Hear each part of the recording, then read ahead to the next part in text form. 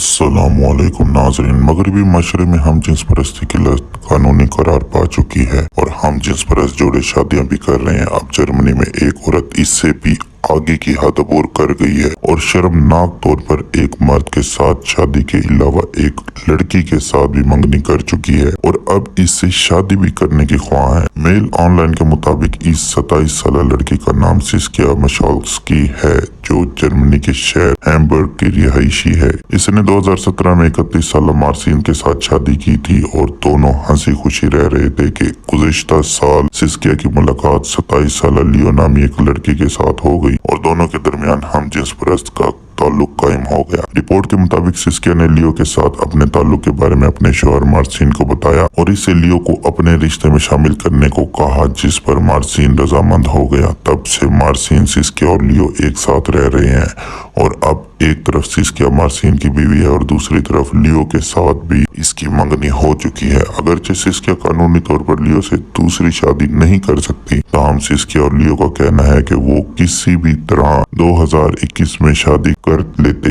خواہ ان کی شادی رجسٹرڈ نہ ہو۔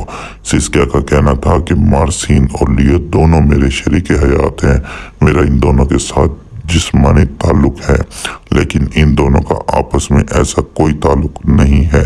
اللہ سے دعا ہے کہ ہمیں ایسی برائیوں سے، تمام برائیوں سے محفوظ فرمائے، ہر مسلمان کو اور ہر آنے والی نئی نسل کو۔ آمین۔ جزاک اللہ۔